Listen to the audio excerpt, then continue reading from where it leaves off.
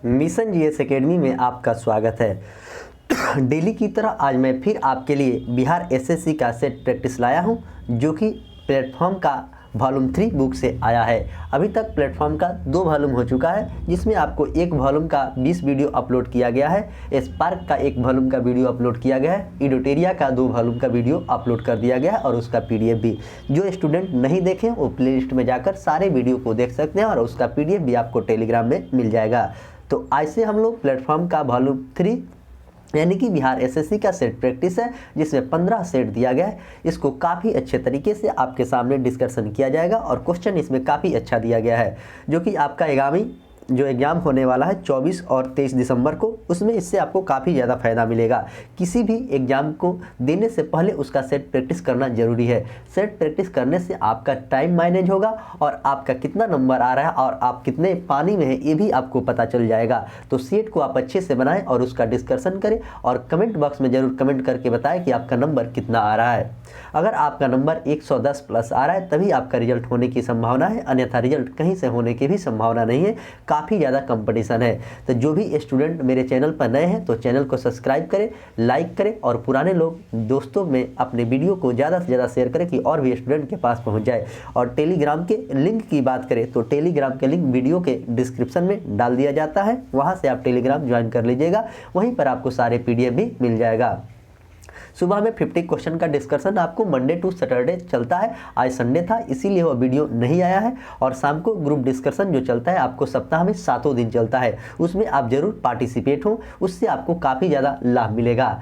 तो मैं जितना बात आपको बताता हूँ आप ज़रूर फॉलो कीजिए, आपकी तैयारी काफ़ी अच्छी हो जाएगी और आपका रिजल्ट भी हर जगह होने की ज़्यादा संभावना रहेगी। जीके जीएस में आपका ऐसा पकड़ हो जाएगा कि किसी भी एग्जाम को आप दीजिएगा तो उसमें आपको कहीं से भी रिजल्ट की थोड़ा सा भी दिक्कत नहीं होगा। तो चलिए आइए सेशन की शुरुआत करते हैं। आज का पहला क्वेश्चन क्या है, इसमें 75 क्वेश्चन के आपके सामने डिस्कशन किया जाएगा, जो कि जीके जीएस। अगर मैथ रीजनिंग में आपको कहीं पर दिक्कत आ रही है तो आप कमेंट बॉक्स में कमेंट करके पूछ सकते हैं।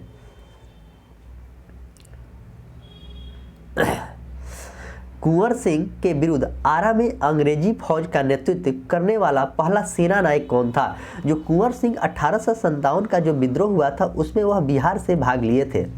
तो यहाँ पर पूछा गया कि उनके विरुद्ध अंग्रेजी फौज कौन था?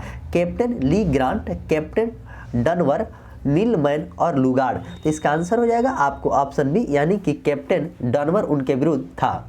1857 की क्रांति में उन्होंने बिहार से भाग लिया था और उनकी मृत्यु हो जाने के बाद उनका भाई 1857 की क्रांति में अमर सिंह ने भाग लिया था।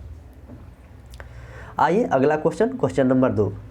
बिहार का सबसे कम महिला साक्षरता वाला जिला कौन सा है? तो मधेपुरा, सहरसा, सिवान और सारण। तो बिहार का सबसे कम साक्षरता वाला महिला में जिला पूछा गया तो आपको सहरसा होगा। और सबसे साक्षर जिला की बात किया जाए तो आपको रोहतास होगा और दूसरे स्थान पर मुंगेर होगा। तो साक्षर भी याद रखेंगे और सबसे कम भी याद रखेंगे। Question number 3। बिहार का राष्ट्रीय राजमार्ग जो NH 103 है वह कहां से कहां तक जाता है? तो हाजीपुर से मसूरी, छपरा से गोपालगंज,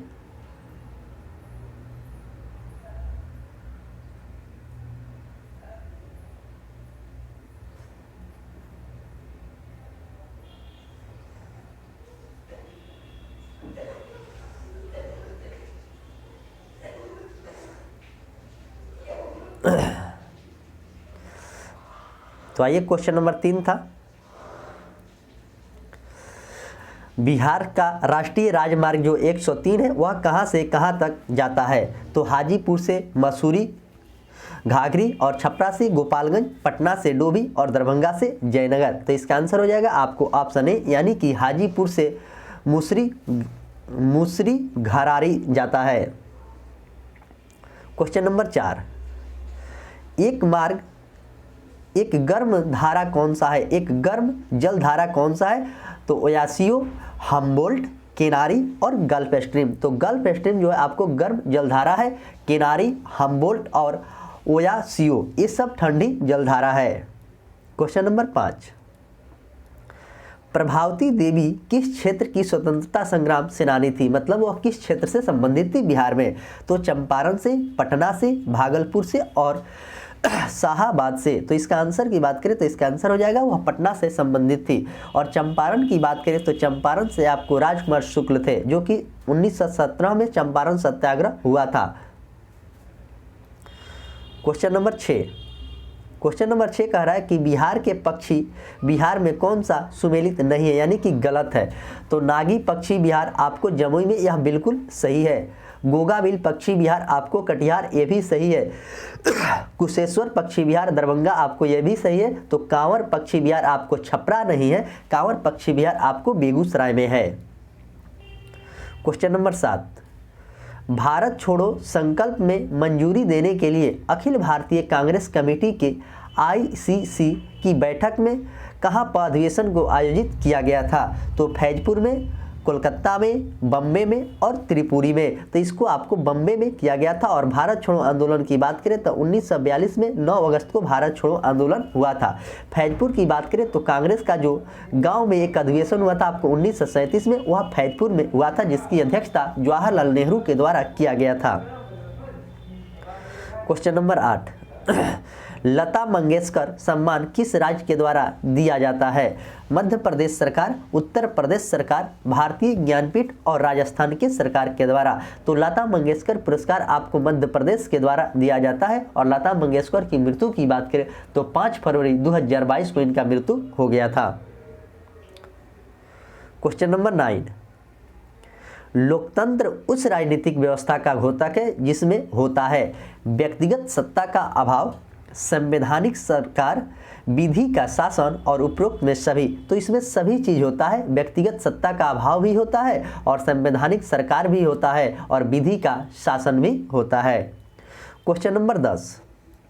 क्वेश्चन नंबर 10 कह रहा है कि योजना अवकाश की अवधि कब से कब तक था। योजना अवकाश की अवधि 1965 से 68, 1966 से 69, 1967 से 70 और 1978 से 80। तो योजना अवकाश की बात आपको 1966 से 69 तक था। और योजना आयोग की स्थापना की बात करें तो 15 मार्च 1950 को योजना आयोग की स्थापना हुआ था। Question number 11। मिट्टी से ईंट बनाने की प्रक्रिया आर्थिक गतिविधियों के किस क्षेत्र के अंतर्गत आता है। मिट्टी से द्वितीयक क्षेत्रक, प्राथमिक क्षेत्रक, तृतीय क्षेत्रक और इनमें से कोई नहीं। तो मिट्टी से बनाने में कौन सा आता है। तो इसका आंसर होगा आपको ऑप्शन ए, यानी कि द्वितीयक क्षेत्रक के अंतर्गत आता है। Question number 12।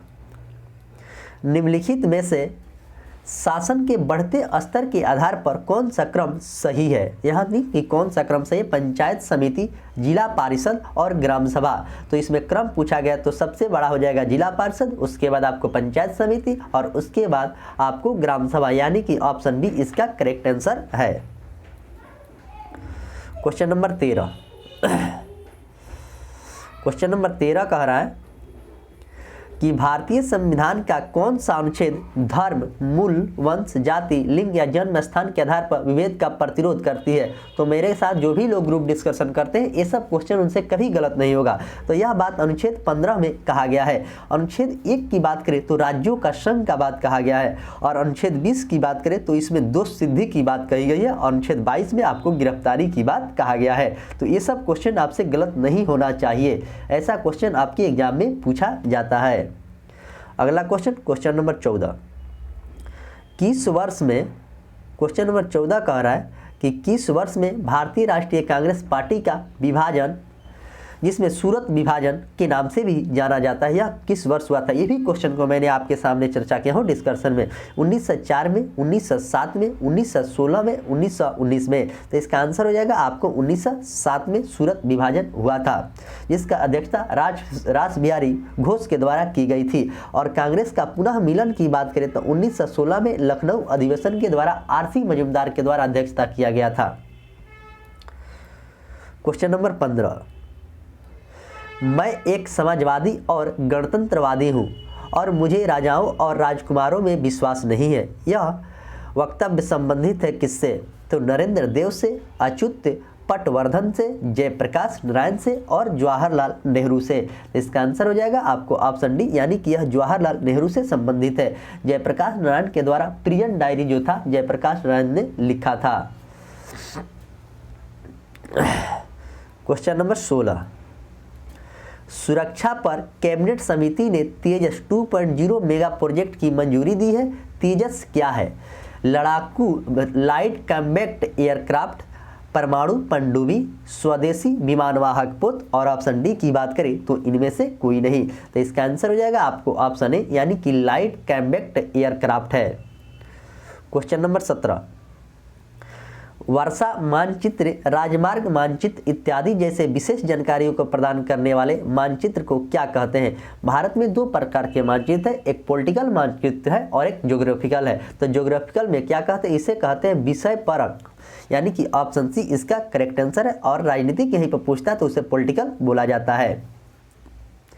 अगला क्वेश्चन, क्वेश्चन नंबर 18, नाबार्ड एक प्राकृतिक खेती को बढ़ावा देने के लिए किस कार्यक्रम की शुरुआत किया गया है? सबसे पहले नाबार्ड बैंक की स्थापना की बात करें तो 1982 में इसकी स्थापना हुआ था, 12 जुलाई 1982 को।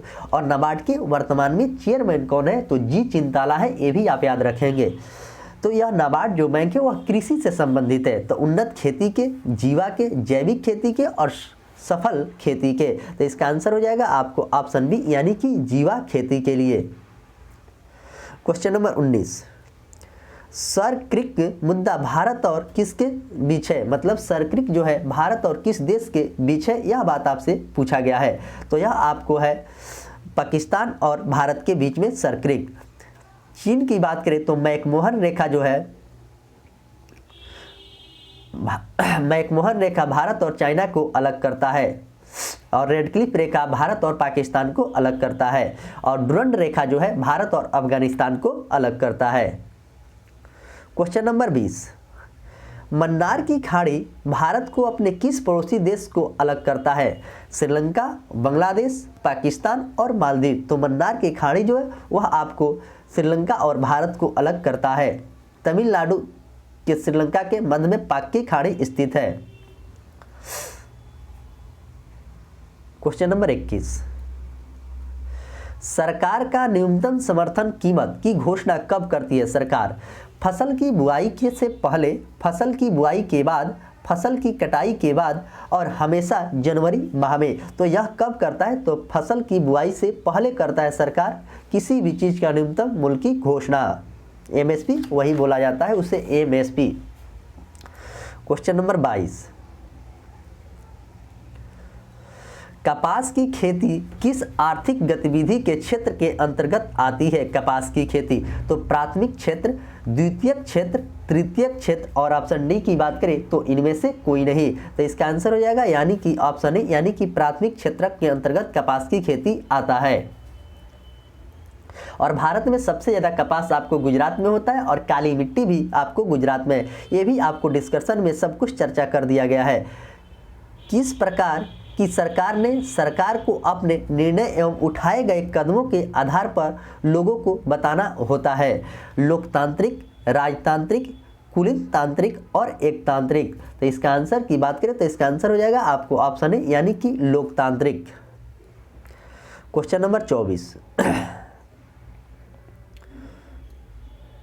24 नंबर क्वेश्चन कह रहा है आधार कार्ड से मतदान पहचान पत्र जोड़ने के लिए कौन सा फॉर्म का उपयोग नहीं किया जाता है? फॉर्म 6 का, फॉर्म 8 का, फॉर्म 7 का और फॉर्म 6 का बी का। तो इसमें पूछा गया कि किसका उपयोग नहीं किया जाता, तो ऑप्शन डी इसका आंसर है, फॉर्म 6 बी का उपयोग नहीं किया जाता है और बाकी सबका उपयोग किया जाता है। आधार कार्ड में 12 संख्या होता है, जीएसटी में आपको 15 संख्या होता है और पैन कार्ड में आपको 10 संख्या होता है। ये भी बात आप याद रखेंगे, आपके एग्जाम में ये सब भी क्वेश्चन पूछा जाता है। क्वेश्चन नंबर 25, अंग्रेजों के द्वारा कौन सा एक्ट पारित किया गया था जिसके सरकार की आलोचना करने वाले चुप कराए जाते थे? Vernacular press act, Ilbert bill, arms act और रेगुलेटिंग एक्ट 1773। तो वो कौन सा एक्ट था, यह बात पूछा गया। तो आपको वर्नाकुलर प्रेस एक्ट था जो कि लॉर्ड लिटन के द्वारा इसे रद्द कर दिया गया था। क्वेश्चन नंबर 26, भारत का कौन सा देश भारत का कौन सा पड़ोसी देश पहले पूर्वी पाकिस्तान के नाम से जाना जाता था?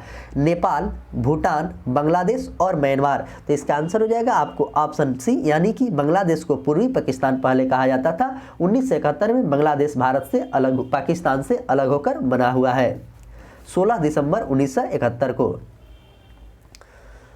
नेपाल से भारत के किस राज्य की सीमा सबसे ज़्यादा लगता है? तो अपना बिहार का सीमा सबसे ज़्यादा लगता है। क्वेश्चन नंबर 27, ईरान की मुद्रा क्या है? रोम्बिनी, रुबल, दिनार और रियाल। तो ईरान की मुद्रा आपको रियाल है और इराक का मुद्रा आपको दिनार है। क्वेश्चन नंबर 28, भौम जल स्तर के नीचे पाए जाने वाला जल क्या कहलाता है? भौम जल के नीचे, जल चक्र, भौम जल स्तर, भूजल और जल भर। तो इसको क्या कहा जाता है? यह बात पूछा गया, तो इसका आंसर हो जाएगा यानी कि भूजल उसे कहा जाता है। क्वेश्चन नंबर 29, किस मंदिर को ब्लैक पैगोडा के नाम से भी जाना जाता है? कौन सा मंदिर है जिसे ब्लैक पैगोडा के नाम से जाना जाता है? त्र्यंबकेश्वर मंदिर नासिक, बांके बिहारी मंदिर वृंदावन, रामनाथ स्वामी मंदिर रामेश्वरम और सूर्य मंदिर कुणांक में। तो इसका आंसर हो जाएगा आपको ऑप्शन डी, यानी कि सूर्य मंदिर जो कुणांक में, उसी को ब्लैक पैगोडा के नाम से जाना जाता है। क्वेश्चन नंबर 30, विषुवत वृत्त से ध्रुव तक की स्थिति सभी समानांतर वृत्तों को क्या कहते हैं? तो उसे अक्षांश कहा जाता है, उसे देशांतर कहा जाता है, उसे अक्ष कहा जाता है और या यमोत्तर कहा जाता है। तो इसका आंसर हो जाएगा आपको ऑप्शन ए, यानी कि उसे अक्षांश कहा जाता है। 1 डिग्री अक्षांश की दूरी लगभग 111 किलोमीटर के बराबर होती है। ये भी बात आप याद रखेंगे, ये सब आपके एग्जाम में डायरेक्ट पूछा जाता है। क्वेश्चन नंबर 31, रजिया सुल्तान किसकी शासिका की पुत्र थी? तो कुतुबुद्दीन ऐबक को, शमसुद्दीन इल्तुतमिश को, गियासुद्दीन बलबन को और जलालुद्दीन खिलजी को। तो वह शमसुद्दीन इल्तुतमिश की शासिका थी। और कुतुबुद्दीन ऐबक की बात करें तो यह गुलाम वंश की स्थापना 1206 में किया था। और गुलाम वंश के वास्तविक संस्थापक पूछेगा तो आपको इल्तुतमिश थे। Question number 32, my country my life के लेखक कौन है? माई कंट्री माई लाइफ पुस्तक का लेखक कौन है? अटल बिहारी वाजपेयी, लाल कृष्ण अडवाणी, जवाहरलाल नेहरू और मनमोहन सिंह। तो इसका आंसर की बात करें तो इसका आंसर हो जाएगा आपको ऑप्शन बी, यानी कि लाल कृष्ण अडवाणी के द्वारा लिखी गई पुस्तक है। मेरी 51 कविताएं किसके द्वारा लिखा गया? तो अटल बिहारी वाजपेयी के द्वारा लिखी गई है। डिस्कवरी ऑफ इंडिया आपको जवाहरलाल नेहरू के द्वारा लिखा गया है। चेंजिंग इंडिया मनमोहन सिंह के द्वारा लिखी गई है, जो कि भारत के प्रधानमंत्री 2 बार लगातार रहे हैं। क्वेश्चन नंबर 33, 1906 में कलकत्ता के कांग्रेस के सत्र के अध्यक्ष कौन थे जब भारतीय लोक लक्ष्य के रूप में स्वराज अपनाया गया था? 1906 में दादा भाई नौरोजी, सुरेंद्र नाथ बनर्जी, विपिन चंद्रपाल और रास बिहारी बोस। तो इसका आंसर हो जाएगा यानी कि दादा भाई नौरोजी ने ही कलकत्ता अधिवेशन में 1906 में पहली बार स्वराज शब्द का प्रयोग किया है। और इन्होंने 3 बार कांग्रेस की अध्यक्षता किया है, एक बार 1886 में किया है और एक आपको 1893 में इन्होंने अध्यक्षता किया और एक बार 1906 में। रास बिहारी बोस जो सूरत अधिवेशन 1907 हुआ था, जिसमें कांग्रेस 2 भागों में बटा था, उसकी अध्यक्षता किए थे। क्वेश्चन नंबर 34, भारतीय अंतरिक्ष अनुसंधान संगठन इसरो निम्नलिखित में से किस वर्ष चंद्रयान 3 मिशन को लॉन्च करने का घोषणा किया है? 2022 में, 2025 में, 2027 में और 2023 में। तो इसे छोड़ने की घोषणा किया है, यानी लॉन्च करने की घोषणा 2023 में किया है। क्वेश्चन नंबर 25, निम्नलिखित में नदियों में से क्षिप्रा नदी किस नदी में मिलती है? क्षिप्रा जो नदी है वो किस नदी में मिलती है? चंबल में, बेतवा में, केन में और नर्मदा में। तो चंबल नदी आपको नर्मदा में, क्षिप्रा नदी नर्मदा में मिलती है। चंबल नदी के किनारे कोटा शहर बसा हुआ है। जो नर्मदा नदी की बात करें तो यह अमरकंटक की पहाड़ी से निकलती है और बंगाल की खाड़ी में जाकर गिरती है। क्वेश्चन नंबर 36, किस भारतीय महिला मुक्केबाजी ने राष्ट्रमंडल खेल 2022 में महिलाओं की 50 केजी मुक्केबाजी वर्ग में स्वर्ण पदक जीता है? तो निखत जरीन, लवनी बोरगोहेन, मेरी कम और पूजा रानी। तो कौन सा जीता है, यह बात आपसे पूछा गया। तो इसका आंसर हो जाएगा आपको निखत जरीन। क्वेश्चन नंबर 37, बिहार पंचायत राज अधिनियम 2006 की धारा 90 की उपधारा 1 के अधीन कौन सी संस्था की स्थापना की गई थी? तो ग्राम सभा, ग्राम पंचायत, ग्राम कचहरी और पंचायत समिति। तो किसकी स्थापना की गई थी, यह बात पूछा गया। तो इसका आंसर हो जाएगा ग्राम कचहरी की स्थापना किया गया था। आइए क्वेश्चन नंबर 38। क्वेश्चन नंबर 38 है जो कि मिलान करना है। पन्नालाल घोष जो है वो आपको बांसुरी वादक है। पलधर रघु की बात करें तो पलधर रघु आपको मृदंग बजाते थे। लतीफ़ खां की बात करें तो लतीफ़ खां आपको तबला बजाते थे, यानी कि 4 सी का 4। और एस बालचंद्र की बात करें तो इन्होंने वीणा बजाते थे। तो इस तरह इसका आंसर हो जाएगा आपको option D. Question number 39, Myanmar कब आज़ाद हुआ था? म्यांमार जो था वह कब आज़ाद हुआ था? 17 जून 1944, 4 जनवरी 1948, 17 अगस्त 1945 और 17 अप्रैल 1946। तो म्यांमार कब आज़ाद हुआ था, यह बात पूछा गया। तो 4 जनवरी 1948 को म्यांमार आज़ाद हुआ है। भारत सरकार अधिनियम 1935 से बर्मा को भारत से अलग किया गया था। क्वेश्चन नंबर 40 नंबर क्वेश्चन कह रहा है, बिहार सरकार के द्वारा चलाए जा रहे मुख्यमंत्री वृद्धजन पेंशन योजना के संबंध में कौन सा कथन गलत है, यानी कि गलत को चुनना है। राज्य के सभी आय वर्ग के वृद्धजन में इसे शामिल किया गया है। सही है, यह उसी वृद्धजन को देने दिया जाएगा जिसका 60 वर्ष से अधिक हो। ऑप्शन सी कह रहा है, इस योजना में 80 वर्ष से अधिक आयु वाले वृद्धजन को 400 रुपये मासिक पेंशन दिया जाएगा। तो यह गलत है, गलत को चुनना था, यही आपको गलत है। क्वेश्चन नंबर 41, शेरशाह के पिता हसन खां कहाँ के जागीरदार थे? तो मुंगेर के, सासाराम के और वैशाली के और राजनगर के। तो वह आपको सासाराम के जागीरदार थे। और शेरशाह की मकबरा की बात करें तो इनका मकबरा भी आपको सासाराम में, शेरशाह सूरी का। क्वेश्चन नंबर 42, भारत में किस रेलवे स्टेशन को प्लेटफॉर्म की सबसे अधिक संख्या दिया गया है? भारत में कौन सा रेलवे स्टेशन है जहां पर प्लेटफॉर्मों की संख्या सबसे अधिक है? तो सियालदह, नई दिल्ली, हावड़ा और छत्रपति शिवाजी टर्मिनल मुंबई। तो इसका आंसर हो जाएगा आपको हावड़ा रेलवे स्टेशन पर सबसे ज़्यादा प्लेटफॉर्म है। अभी वर्तमान डाटा के अनुसार सबसे बड़ा लंबा प्लेटफॉर्म आपको हुबली स्टेशन पर है। इससे पहले गोरखपुर था और गोरखपुर से पहले आपको खड़गपुर था। क्वेश्चन नंबर 43, पहली भारतीय मुख्य फिल्म कौन सा है? आलम आरा, आगा खां, राजा हरिश्चंद्र और बंदरी। तो पहली भारतीय मुख्य फिल्म यहाँ पर पूछा गया। तो पहली भारतीय मुख्य फिल्म आपको ऑप्शन सी यानी कि राजा हरिश्चंद्र से, और बोलती फिल्म पूछता तो आपको आलम आरा होता। क्वेश्चन नंबर 44, इनमें से कौन राष्ट्रीय उद्यान मणिपुर में स्थित है? राष्ट्रीय उद्यान मणिपुर में है। कार्बेट राष्ट्रीय उद्यान 1973 में हुआ था। कूनो राष्ट्रीय उद्यान आपको एमपी में, जो कि अभी काफ़ी चर्चित है, कूनो, इसी में आपको चीता लाया गया है। केबिल लामजाओ जो राष्ट्रीय उद्यान है मणिपुर में जो तैरता हुआ राष्ट्रीय उद्यान है। और सिमलीपाल राष्ट्रीय उद्यान की बात करें तो यह उड़ीसा में राष्ट्रीय उद्यान है, सिमलीपाल। क्वेश्चन नंबर 45, निम्नलिखित में से कौन सा शहर पर्ल सिटी के नाम से जाना जाता है? कोची, पणजी, कांडला और हैदराबाद। तो कौन सा शहर को जाना जाता है? तो आपको हैदराबाद को पर्ल सिटी के नाम से जाना जाता है, हैदराबाद शहर को। भारत का हॉलीवुड शहर आपको मुंबई को कहा जाता है। राजस्थान का गौरव चित्तौड़ किला को भी कहा जाता है। क्वेश्चन नंबर 46, भारत में जल पर बना सबसे लंबा पुल कौन सा है? भारत में जल पे बना सबसे लंबा पुल कौन सा है? तो भूपेंद्र हजारी पुल, बांद्रा वारली समुद्र सेतु, नेहरू सेतु और विक्रमशिला सेतु। तो इसका आंसर की बात करें तो इसका आंसर हो जाएगा आपको ऑप्शन ए यानी कि भूपेंद्र हजारिका पुल संबंधित है, जिसकी लंबाई की बात करें तो 9.15 किलोमीटर इसकी लंबाई है।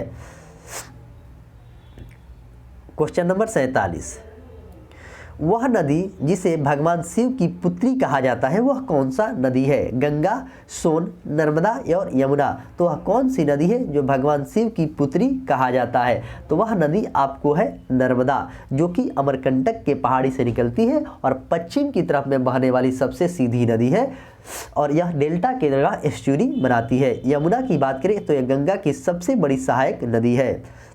सोन गंगा में आकर दक्षिण की तरफ से बहकर मिलती है पटना के पास। और गंगा नदी की बात करें तो गंगा नदी की लंबाई आपको 2525 किलोमीटर है और भारत की सबसे लंबी नदी है। 2008 में इसे राष्ट्रीय नदी का दर्जा दिया गया था। क्वेश्चन नंबर 48, फॉरवर्ड ब्लॉक के संस्थापक कौन थे? फॉरवर्ड ब्लॉक के संस्थापक कौन थे? तो सबसे पहले मैं बता दूं कि फॉरवर्ड ब्लॉक की स्थापना आपको 1939 में किया गया था सुभाष चंद्र बोस के द्वारा। तो इसका आंसर हो जाएगा आपको सुभाष चंद्र बोस। उन्होंने 2 बार अध्यक्षता की है, एक बार फॉरवर्ड ब्लॉक के। क्वेश्चन नंबर 49, भारत में प्रथम आम चुनाव कब आयोजित किए गए थे? 1950, 1952, 1948 और 1955। तो भारत में प्रथम जो आम चुनाव हुआ था आपको 1951 और 52 में हुआ था। 1950 की बात करें तो 1950 में योजना आयोग की स्थापना हुई थी। 1948 की बात करें तो एनसीसी की स्थापना 1948 में हुआ था। और एसबीआई जो बैंक है इसकी स्थापना की बात करें तो 1955 में एसबीआई बैंक की स्थापना किया गया था। आइए अगला क्वेश्चन नंबर 50 देखते हैं। क्वेश्चन नंबर 50 कह रहा है कि विक्टोरिया मेमोरियल आप किस शहर में पाएंगे? मतलब विक्टोरिया महल किस शहर में है? कोलकाता में, चेन्नई में, मुंबई में और इंदौर में। तो विक्टोरिया महल की बात करें तो यह आपको कलकत्ता शहर में है। ब्रिटिश कालीन स्मारक है। 1906 से 1921 तक के बीच निर्मित यह स्मारक इंग्लैंड की तत्कालीन सामग्री महारानी विक्टोरिया को समर्पित था। क्वेश्चन नंबर 51, निम्नलिखित में से कौन से 2 जीव प्लेटीहेल्मिन्थ फाइलम में से संबंधित है? तो केचुआ, फीता क्रीम, एस्कारिस, प्लेनेरिया और जोक। तो कौन सा 2 जीव है यह बात पूछा गया। तो इसका आंसर हो जाएगा आपको 2 और 4 यानी कि फीता क्रीम और प्लेनेरिया। अगला क्वेश्चन नंबर 52। क्वेश्चन नंबर 52 कह रहा है चूना पत्थर से संदूषित समान नमक के जलीय मिश्रण को अलग करने के लिए निम्नलिखित में से कौन सा पृथक्करण विधियों का अपनाया जाना चाहिए? यह बात आपसे पूछा जा रहा है। आइए विधि देखते हैं कौन कौन सा है। पृथक्कारी कीप का प्रयोग और फिर जलीय मिश्रण का निस्पंदन, आसवन और फिर पृथक्कारण कीप का प्रयोग, ऊर्ध्वपातन और फिर जलीय मिश्रण का आसवन और निस्पंदन और फिर जलीय मिश्रण का वाष्पीकरण। तो इसका आंसर की बात करें तो इसका आंसर हो जाएगा आपको ऑप्शन डी यानी कि निस्पंदन और फिर जलीय मिश्रण का वाष्पीकरण। क्वेश्चन नंबर 43, तंत्रिका तंत्र की संरचना और कार्यात्मक इकाई क्या है? तो नेफ्रॉन है, सार्कोमियर है, स्नायु यानी कि न्यूरॉन है और मस्तिष्क यानी कि ब्रेन है। तो आपको न्यूरॉन है, तंत्रिका तंत्र की इकाई न्यूरॉन है। क्वेश्चन नंबर 54, चालन में के माध्यम का कण है, चालन में माध्यम का कण है केवल अपनी माध्य स्थिति के इर्द गिर्द कंपन करते हैं, पूर्ण रूप से विराम पर होते हैं, कंपन के साथ साथ विस्थापित भी होते हैं, एक सिर से दूसरे सिर में विस्थापित होते हैं। तो इसका आंसर की बात करें तो इसका आंसर हो जाएगा आपको ऑप्शन ए यानी कि केवल अपनी माध्यम की स्थिति के इर्द गिर्द कंपन करते हैं। क्वेश्चन थोड़ा स्टैंडर्ड जीके का है लेकिन रीजनिंग और मैथ थोड़ा अच्छा है तो कहीं 1% आपको टॉप करना ही पड़ेगा, नहीं तो कटअप काफ़ी हाई चला जाएगा। आइए अगला क्वेश्चन 55 नंबर देखते हैं। पुरुष और महिलाओं में स्वरज्जु की लंबाई क्रमशः कितनी होती है। ये सब क्वेश्चन जो पूछा गया इसे आप डायरेक्ट याद करेंगे। इसका आंसर हो जाएगा 20 से 15 मिलीमीटर होता है, इसको याद ही कर लीजिएगा। क्वेश्चन नंबर 56, एक कोशिका की दो समान अनुजात कोशिकाओं से विभाजित होने की क्षमता को क्या कहा जाता है। उसे विखंडन कहा जाता है, बहुखंडन कहा जाता है, द्विखंडन कहा जाता है और मुकुलन कहा जाता है। तो इसे क्या कहा जाता है, इसे कहा जाता है द्विखंडन कहा जाता है। क्वेश्चन नंबर 57, 1 किलोग्राम परमाणु द्रव्यमान निम्नलिखित में से किसके बराबर है। तो 1.66 गुने 10 के पावर -27 kg, 9.10 10 के पावर -19, 6.023 10 के पावर -23, 6.626 गुने 10 के पावर -34। तो इसका आंसर हो जाएगा आपको ऑप्शन ए, यानी कि 1.66 गुने 10 के पावर -27 होता है। क्वेश्चन नंबर 58, एक अपारदर्शी वस्तु की बड़ी छाया प्राप्त करने के लिए प्रकाश का बिंदु स्रोत कहाँ पर रखना चाहिए। वस्तु पर, वस्तु के बहुत निकट, वस्तु से बहुत दूर और वस्तु के अंदर। तो इसे कहाँ पे रखना चाहिए, यह बात पूछा गया। तो वस्तु के बहुत ही निकट रखना चाहिए। अगला क्वेश्चन, क्वेश्चन नंबर 59, जब कोई व्यक्ति पहाड़ पर चढ़ता है तो क्या होता है। किया गया कार्य उस चाल पर निर्भर करता है जिससे वह पथ तय करता है।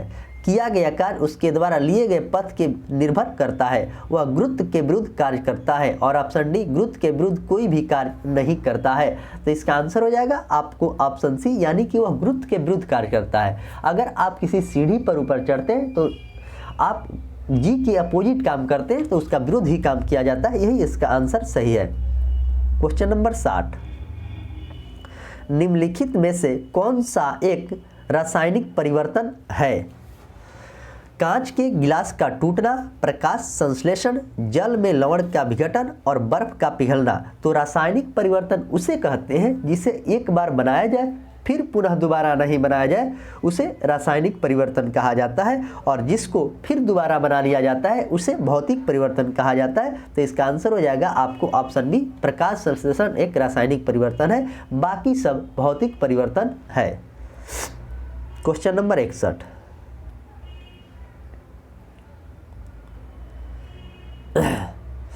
क्वेश्चन नंबर 61 कह रहा है, कैथोड एवं एनोड किरण के बारे में निम्नलिखित में से सही कथन को पहचाने। एनोड किरण के कण सभी तत्वों के लिए समान होते हैं।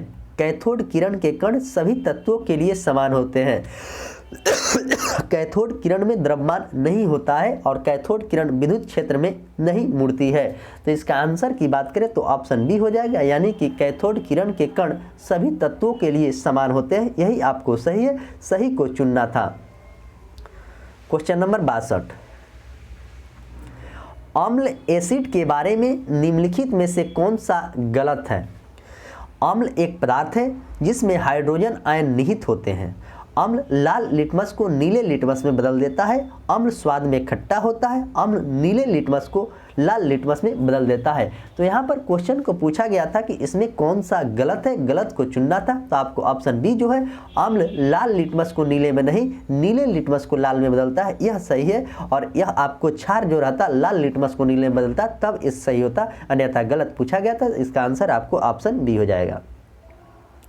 क्वेश्चन नंबर 23, पौधे मिट्टी में उपस्थिति नाइट्रोजन का उपयोग किस तरह करते हैं। पौधा विटामिन की तरह, लिपिड की तरह, कार्बोहाइड्रेट की तरह और प्रोटीन की तरह। तो यह कैसे करते हैं, यह बात आपसे पूछा गया। तो इसका आंसर हो जाएगा पौधे आपको प्रोटीन की तरह करते हैं। विटामिन, मैंने कल ग्रुप डिस्कशन में विटामिन के ही बारे में चर्चा किया था और विटामिन आप लोगों को से काफ़ी अच्छे तरीक़ा से पूछा गया था।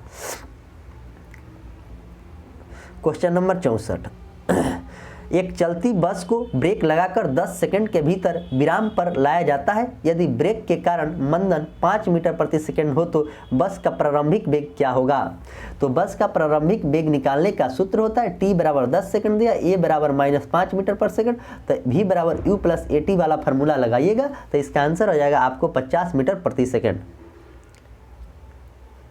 क्वेश्चन नंबर 65, किसी जंतु में पक्षपाद का अवशेष पाया जाता है। किसी जंतु में पक्षपाद का अवशेष पाया जाता है। कोबरा में, समुद्री सांप में, घोड़ा पछाड़ में और अजगर में। तो यह किस में पाया जाता है? तो यह आपको अजगर में पाया जाता है। क्वेश्चन नंबर 66, निम्न में से कौन सी बीमारी मच्छरों से नहीं होता है। देखिए क्वेश्चन में पूछा गया कि कौन सा बीमारी जो मच्छर के द्वारा नहीं होता है। तो डेंगू ज्वर मच्छर के द्वारा होता है, मलेरिया भी आपको मच्छर से होता है, हाथी पाँव भी मच्छर से होता है, लेकिन जो घेंघा दिया है वो आयोडीन की कमी से होता है। तो इसका आंसर आपको ऑप्शन डी करेक्ट है। क्वेश्चन नंबर 67, असंतृप्त हाइड्रोकार्बन उत्प्रेरक की उपस्थिति में हाइड्रोजन को जोड़ते हैं, जैसे कि पैलेडियम और रेडियम से, निकेल और पैलेडियम से, निकेल और कैडमियम से, निकेल और हाइड्रोजन से। तो इसका आंसर हो जाएगा आपको ऑप्शन बी, यानी कि निकेल और पैलेडियम से जोड़ा जाता है। अगला क्वेश्चन, क्वेश्चन नंबर 68, जैव मंडल में निम्न में से जैविक घटक के किस उत्पादक के स्तर पर रखा जाता है? जैविक घटक को जीवाणु, फफूंद, हरे पौधे और जंतु। तो इसे कहाँ पे रखा जाता है, यह बात पूछा गया। तो इसका आंसर हो जाएगा आपको ऑप्शन सी, यानी कि हरे पौधे पर। दूध में कौन सा डाइसैकेराइड उपस्थित होता है? दूध में कौन सा डाइसैकेराइड उपस्थित होता है, यह बात आपसे पूछा गया। तो आइए देखते हैं 69 नंबर क्वेश्चन। तो सुक्रोज, मल्टोज, लैक्टोज और ग्लूकोज। तो इसका आंसर हो जाएगा आपको ऑप्शन सी, यानी कि लैक्टोज का उपयोग किया जाता है। क्वेश्चन नंबर 70, गोबर गैस का उपयोग किसमें नहीं होता है? पूछा गया कि गोबर गैस का उपयोग किसमें नहीं होता है। तो घरों में प्रकाश करने के लिए, खाना पकाने वाली गैस के रूप में, उपरोक्त में दोनों में, और ऑप्शन डी की बात करें तो यूरिया के निर्माण में। तो गोबर गैस का प्रयोग आपको यूरिया के निर्माण में नहीं किया जाता है, घरों के प्रकाश में किया जाता है, खाना पकाने वाली गैस में भी किया जाता है। अगला क्वेश्चन, क्वेश्चन नंबर 71, 1 बिलियन में 320 ग्राम जल और 31 ग्राम नमक है। तो द्रव्यमान प्रतिशत के संबंध के अनुसार द्रव्यमान के संदर्भ में बिलियन की सांद्रता ज्ञात कीजिए। तो 12.57%, 8.84%, 8.83%, 13.05%। तो इसका आंसर होगा आपको ऑप्शन सी, यानी कि 8.83% होता है। क्वेश्चन नंबर 72, आवासीय क्षेत्र के लिए केंद्रीय प्रदूषण नियंत्रण बोर्ड के द्वारा प्रस्तावित मानक शोर स्तर कितना रखा गया है? यानी कि आवासीय क्षेत्र के लिए यहाँ पर ये पूछा गया है। तो 65 डेसिबल, 45 डेसिबल, 35 डेसिबल और 25 डेसिबल। तो इसका आंसर की बात करें तो ऑप्शन बी हो जाएगा, यानी कि 45 डेसिबल होता है। औद्योगिक क्षेत्र के लिए अगर पूछेगा, औद्योगिक क्षेत्र के लिए 70, वाणिज्य के लिए 55 और आवासीय के लिए 45 और शांत के लिए पूछेगा तो 40। ये सब रात्रि के समय में दिया गया है। क्वेश्चन नंबर 73, क्वेश्चन नंबर 73 कह रहा है कि 2/3 ऊंचाई तक जल से भरा कोई टैंकर एक समान चाल से गतिमान करता है, तो अचानक ब्रेक लगने पर टैंक का भरा हुआ जल किधर जाएगा? पीछे की ओर गति करेगा, आगे की ओर गति करेगा, प्रभावित नहीं करेगा, ऊपर की ओर गति करेगा। तो यह समझने वाला क्वेश्चन है, समझ के इसका आंसर दिया जा सकता है। तो ये आगे की ओर गति करेगा। जैसे कोई व्यक्ति तेजी से दौड़ रहा है आगे की तरफ, एकाएक रुकना वो प्रयास करेगा तो आगे की तरफ झुकेगा, वैसा ही यहाँ पर भी लौ लगेगा। अच्छे से आप समझेंगे तो इसका आंसर दे सकते हैं। क्वेश्चन नंबर 74, -273.1 डिग्री सेल्सियस तापमान इनमें से किसके बराबर है? तो 0 डिग्री केल्विन के, 100 डिग्री केल्विन के, 173 केल्विन के और 23 केल्विन के। तो इसका आंसर की बात करें तो इसका आंसर आपको ऑप्शन ए हो जाएगा, यानी कि 0 डिग्री केल्विन के बराबर होता है। और इसका सूत्र भी होता है निकालने के लिए, तो आप निकाल सकते हैं। आइए अगला क्वेश्चन, क्वेश्चन नंबर 75 देखते हैं। सेशन का लास्ट क्वेश्चन है, एक्राइलो नाइट्राइल के बहुलीकरण से प्राप्त होता है? एक्राइलोनाइट्राइल से बहुलक से प्राप्त होता है रेयान, डेक्रोन, अर्नॉल और नाइलन। तो क्या प्राप्त होता है, यह बात पूछा गया, तो इसे अर्नॉल प्राप्त होता है। तो इस तरह इस पीडीएफ में और बिहार एसएससी की सेट प्रैक्टिस की बात करें, जो 75 क्वेश्चन का आपके सामने जीके, जीएस और करंट अफेयर का डिस्कशन किया जाता है। और जिन स्टूडेंट के कोई भी कन्फ्यूजन अगर होता है तो आप कमेंट बॉक्स में क्वेश्चन का नंबर लिखकर कमेंट कर सकते हैं और पूछ सकते हैं। और इसमें आपको आंसर भी डाल दिया गया है, जिसमें मैथ, रीजनिंग, जी के टोटल का आंसर है। जहां पर आपको कोई कंफ्यूजन हो रही है तो आप कमेंट बॉक्स में कमेंट करके जरूर पूछें। और किसी भी सेट को बनाने से पहले उसका अच्छे से डिस्कशन करना चाहिए, बनाकर तभी आपका स्कोर आगे बढ़ेगा, अन्यथा किसी भी सूरत में स्कोर आगे बढ़ने वाला नहीं है। जो क्वेश्चन आप 1 नंबर सेट में गलत करेंगे, वही क्वेश्चन अगर आपको 7 नंबर सेट में आ रहा है तो वहाँ भी आपसे गलती होगी। अगर आप डिस्कशन करते हैं तो यहाँ तो गलत हुई है, लेकिन वहाँ पर गलत होने की संभावना नहीं रहेगी। तो ऐसा करते करते एक ऐसा टाइम आएगा कि आप क्वेश्चन को अच्छे तरीके से एनालिसिस करके आंसर दे सकते हैं। तो मैं आशा करता हूँ कि मेरा वीडियो आपको अच्छा लगता होगा, तो लाइक और कमेंट करना ना भूलेंगे और बीच में वीडियो को कभी भी स्किप नहीं कीजिएगा। नए लोग जो भी हैं चैनल को सब्सक्राइब करें और पुराने लोग अपने दोस्तों में ज़्यादा से ज़्यादा शेयर करें। और टेलीग्राम का लिंक वीडियो के डिस्क्रिप्शन में डाला जाता है, वहाँ से टेलीग्राम भी आप ज्वाइन कर लें। तो चलिए मैं इसी के साथ आज के सेशन को समाप्त करता हूँ। मिलेंगे शाम को 6:30 बजे ग्रुप डिस्कशन लाइव में, तब तक के लिए धन्यवाद।